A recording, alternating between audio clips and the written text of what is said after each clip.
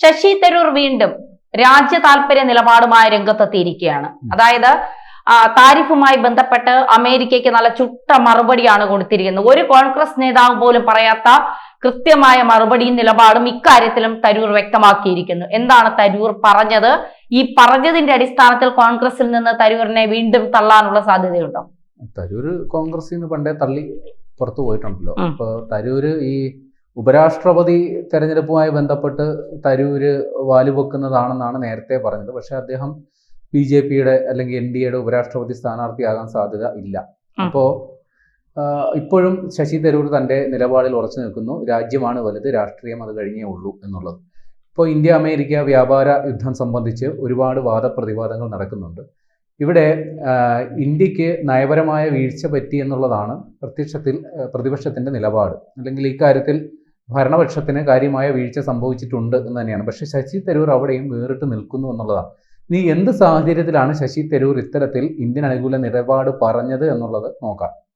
അതായത് അമേരിക്കയുടെ commerce secretary, അതായത് വാണിജ്യപരമായ കാര്യങ്ങൾ നിയന്ത്രിക്കുന്ന അതിൻ്റെ ചുമതലയുള്ള സെക്രട്ടറി, അയാളുടെ പേര് ഹൊവാർഡ് ലുട്നിക് എന്നാണ്. അപ്പോൾ അദ്ദേഹം കഴിഞ്ഞ ദിവസം ഒരു മാധ്യമ സ്ഥാപനത്തിന് കൊടുത്ത അഭിമുഖത്തിൽ, അതായത് ഈ ഷാങ്ഹായ് സഹകരണ ഉച്ചകോടിക്ക് ശേഷമുള്ള സ്ഥിതിവിവര കണക്കുകൾ സംബന്ധിച്ച്, അതായത് ഇന്ത്യയും ചൈനയും റഷ്യയും വലിയ രീതിയിലുള്ള ഒരു സഖ്യത്തിലേക്ക് പോകുന്നു, അപ്പോൾ എന്താണ് അമേരിക്കയുടെ പ്രതികരണം എന്ന് മാധ്യമങ്ങൾ ചോദിച്ചപ്പോൾ അയാൾ പറഞ്ഞത് ഇന്ത്യ വിൽ സേ സോറി എന്നാണ്.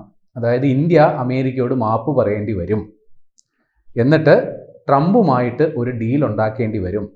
ഇന്നല്ലെങ്കിൽ നാളെ അത് ഇന്ത്യക്ക് ചെയ്തേ പറ്റൂ. കാരണം അമേരിക്കൻ വിപണി ഒഴിവാക്കിക്കൊണ്ട് ഒരു നിലനിൽപ്പ് ഇന്ത്യൻ വാണിജ്യ കാര്യത്തിന് അല്ലെങ്കിൽ ഇന്ത്യയുടെ വ്യവസായത്തിന് അല്ലെങ്കിൽ വാണിജ്യത്തിന് അമേരിക്കൻ വിപണി വിട്ടുകൊണ്ടൊരു നിലനിൽപ്പില്ല എന്നുള്ളൊരു തിരിച്ചറിവ് ഇന്ത്യക്കുണ്ടാവും. ഇന്ത്യക്ക് പിടിച്ചു നിൽക്കാൻ പറ്റില്ല. അങ്ങനെ ഇന്ത്യ മാപ്പ് പറയാൻ വേണ്ടി വരും എന്നുള്ളതാണ് ലുട്നിക് പറഞ്ഞത്.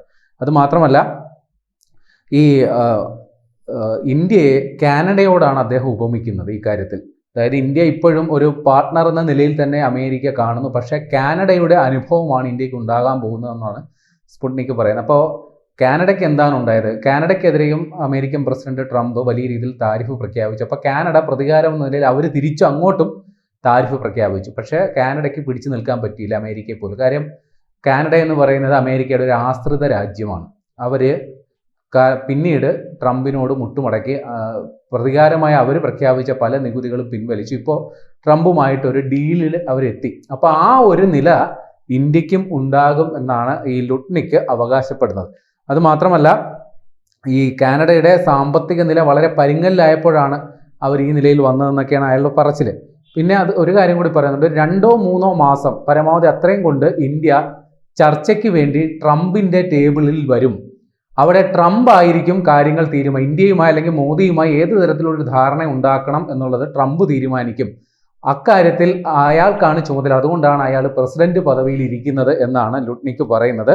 പിന്നൊന്നുകൂടിയുണ്ട്, ഇന്ത്യയുടെ അവസ്ഥ, ഇപ്പോഴത്തെ ഇന്ത്യയുടെ ഒരു മാനസികാവസ്ഥ എന്ന് പറയുന്നത് ഉള്ളിൽ ഭയമുണ്ട്, എന്നാൽ ആ ഭയം പുറത്ത് കാണിക്കാൻ പറ്റില്ല. അങ്ങനെ മസിൽ പിടിച്ച് നടക്കുകയാണ് ഇന്ത്യ എന്നാണ് അയാൾ പരിഹസിക്കുന്നത്. അപ്പോൾ ഒരു കാര്യം കൂടി അയാൾ പറഞ്ഞ് അവസാനിപ്പിക്കുന്നുണ്ട്, ഇന്ത്യക്ക് മുന്നിൽ 3 വഴികളേ ഉള്ളൂ. ഒന്നുകിൽ 3 വഴികൾ ചെയ്യുക. ഒന്ന്, റഷ്യയുമായിട്ടുള്ള ക്രൂഡ് ഓയിൽ വാങ്ങൽ പരിപാടി നിർത്തിവെക്കുക. 2, ഇന്ത്യൻ വിപണി അമേരിക്കയ്ക്ക് വേണ്ടി തുറന്നു തരിക. അതായത് അമേരിക്കൻ സാധനങ്ങൾ നിർബാധമായി നികുതിരഹിതമായി ഇന്ത്യയിൽ വിറ്റഴിക്കാൻ അവസരം കൊടുക്കുക. 3, ഈ ബ്രിക്സ് കൂട്ടായ്മ ഉണ്ടല്ലോ, അതായത് ബ്രസീൽ, റഷ്യ, ഇന്ത്യ, ചൈന, അതാണ് ആ ബ്രിക്സിന്റെ ഒരു ഫോർമുല എന്ന് പറയും. അപ്പൊ അതില് ഈ റഷ്യക്കും ചൈനയ്ക്കും ഇടയിലുള്ള വൗവൽ അറിയാലേ, AEIOU.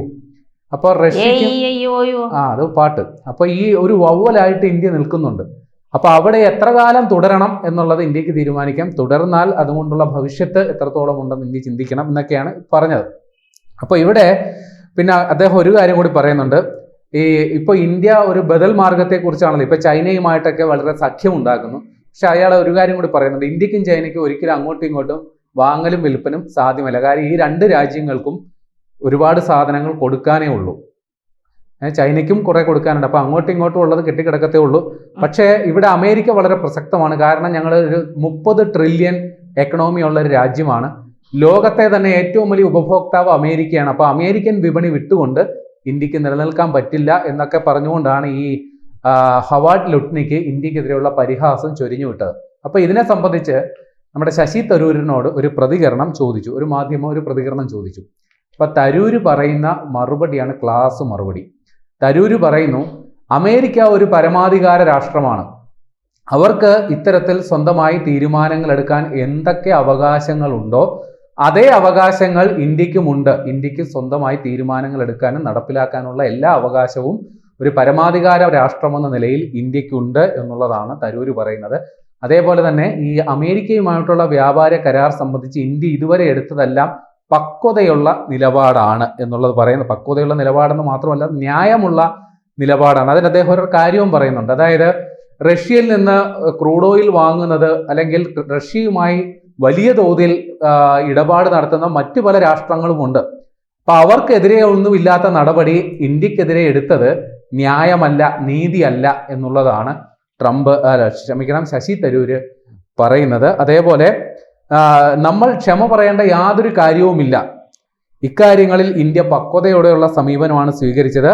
അതുമാത്രമല്ല, ശശി തരൂര് പറയുന്നു, ഇപ്പൊ റഷ്യയിൽ നിന്ന് ക്രൂഡ് ഓയിൽ വാങ്ങുന്നതാണല്ലോ അമേരിക്കയ്ക്ക് പ്രശ്നമുള്ളത്. എന്നാൽ മുൻ അമേരിക്കൻ ഭരണകൂടം, അതായത് ജോ ബൈഡന്റെ ഭരണകാലത്ത് ഇന്ത്യയെ പരമാവധി പ്രോത്സാഹിപ്പിച്ചതാണ് ഇക്കാര്യത്തിൽ. അതായത് റഷ്യയിൽ നിന്ന് നിങ്ങൾ പരമാവധി ക്രൂഡ് ഓയിൽ വാങ്ങിക്കൂ, അങ്ങനെ ആഗോളതലത്തിൽ ഈ ഇന്ധനക്ഷാമം ഉണ്ടാകുന്നത് ഒഴിവാക്കൂ. അങ്ങനെ ഇന്ത്യയെ പരമാവധി പ്രോത്സാഹിപ്പിച്ച രാഷ്ട്രമാണ് അമേരിക്ക, അല്ലെങ്കിൽ കഴിഞ്ഞ അമേരിക്കൻ ഭരണകൂടം. അക്കാര്യം സൗകര്യപൂർവ്വം മറന്നുകൊണ്ടാണ് ഇത്തരത്തിൽ ഇന്ത്യക്കെതിരെ അമേരിക്കൻ നിലപാടെടുക്കുന്നത്. അങ്ങനെ ക്ഷമ പറയേണ്ട ഒരു ആവശ്യവും ഇന്ത്യക്കില്ല എന്നുള്ളത് പറയുന്നു. ഇക്കാര്യത്തിൽ അമേരിക്കയ്ക്ക് പറ്റിയത് ഒരു നയപരമായ പിഴവാണ്. ഇന്ത്യയുമായിട്ടുള്ള ബന്ധം, ഇന്ത്യയുമായിട്ടുള്ള സഹകരണം, അക്കാര്യം കൈകാര്യം ചെയ്യുന്നതിൽ അമേരിക്കയ്ക്ക് നയപരമായ ഒരു പിഴവ് സംഭവിച്ചിട്ടുണ്ട്. അത് നീതീകരിക്കാനാവുന്ന പിഴവല്ല. കാര്യം ഇന്ത്യയുമായിട്ട് അത്ര രീതിയിൽ സൗഹൃദത്തിലായിരുന്ന ആ സൗഹൃദ ബന്ധം തന്നെ തകർത്ത് കളഞ്ഞ ഒരു പിഴവാണ് അമേരിക്കയ്ക്ക് ഉണ്ടായിരിക്കുന്നത്. അതുകൊണ്ട് തന്നെ അവരും ഒരുപക്ഷെ ഇതോർത്ത് ഖേദിക്കേണ്ടി വരും എന്നാണ് ശശി തരൂർ പറഞ്ഞു വെക്കുന്നത്. അപ്പോൾ തരൂർ നേരത്തെ തന്നെ നിലപാട് വ്യക്തമാക്കിയതാണ്. അദ്ദേഹത്തിൻ്റെ രാഷ്ട്രീയ പാർട്ടിക്ക് ചിലപ്പോൾ വ്യത്യസ്തമായ നിലപാടുകൾ ഉണ്ടാവും. ഇവിടെ ഈ കാര്യത്തിൽ നമ്മുടെ ഭരണകൂടത്തിന് അമേരിക്കയുമായിട്ടുള്ള വ്യാപാര കരാർ സംബന്ധിച്ച് ഒരു വീഴ്ച സംഭവിച്ചിട്ടുണ്ടാകാം എന്നുള്ളൊരു എന്താ പറയുക, ഒരു വിമർശനം പ്രതിപക്ഷത്തിന് ചിലപ്പോൾ സ്വാഭാവികമായിട്ടും ഉണ്ടാകും. പക്ഷേ ശശി തരൂർ അവിടെയും ഭിന്ന സ്വരമാണ് പറയുന്നത്. രാജ്യ താല്പര്യത്തിനൊപ്പമാണ് തൻ്റെ ഭരണകൂടം, തൻ്റെ രാജ്യം ഇക്കാര്യത്തിൽ സ്വീകരിച്ചിരിക്കുന്ന നിലപാട് അത് പക്വതയുള്ളതാണ്. അക്കാര്യത്തിൽ ഒരു നീതിയുള്ള ഒരു നിലപാടാണ് ഉണ്ടായത്. അതിൽ ഒരു പിഴവും സംഭവിച്ചിട്ടില്ല എന്ന് തരൂർ പറയുന്നു.